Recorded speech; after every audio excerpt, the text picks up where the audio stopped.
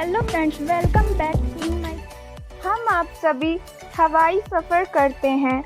हम आप सभी आसमान में उड़कर एक से दूसरे शहर तक जाते हैं, खासकर टाइम बचाने के लिए और यात्रा का आनंद लेने के लिए।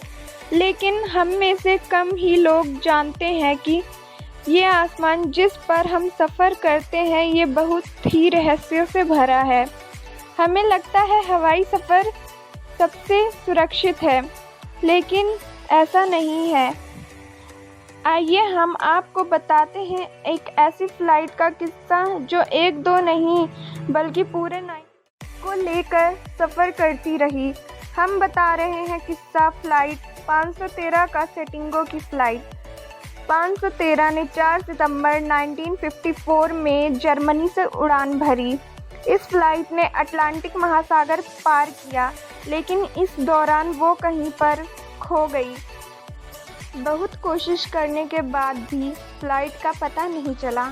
कई सारी जांच एजेंसियों ने इनका पता लगाने की कोशिश की, लेकिन फ्लाइट का पता नहीं चला। आखिरकार ये मान लिया गया कि फ़्लाइट क्रैश हो चुकी है, उसमें बैठे सभी यात्रियों की मौत हो चुकी है। सालों बीत गए, लेकिन अचानक एक दिन कुछ ऐसा हुआ कि सभी के होश उड़ गए। दिन था 12 अक्टूबर 1989। एक फ़्लाइट ने पोर्ट ब्राज़ील के एयरपोर्ट के चक्कर लगाना शुरू किया। फ़्लाइट में किसी तरह का कम्युनिकेशन नहीं था। फ़्लाइट के आने की सूचना भी एयरपोर्ट। अचानक इस तरह से आ रही फ़्लाइट को लैंड तो करा लिया गया, लेकिन लैंड करी फ़्लाइट से जब कोई हलचल नहीं हुई तो एयरपोर्ट अथॉरिटी ने गेट खोले। गेट खोलते ही उनके होश उड़ गए। इस फ़्लाइट में इंसान कंकाल सफ़र कर रहे थे। पूरे 35 साल बाद लैंड करी इस फ़्लाइट में एक दो नहीं पूरे 92 कंकाल थे जो उस फ़्लाइट के यात्री थे, लेकिन इतने सालों में वो कंकाल में तब्दील हो गए थे। इन यात्रियों की सीट बेल्ट तक बंधी हुई थी।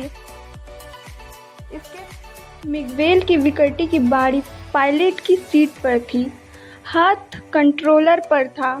पैरानॉर्मल एक्सपर्ट के मुताबिक, डॉक्टर कैल्सो अटेको की थ्योरी के मुताबिक अभी भी वार्म होल्स हैं और कहीं ना कहीं इन होल्स में ये प्लेन खो गया और इसके बाद इतने सालों बाद लौटा।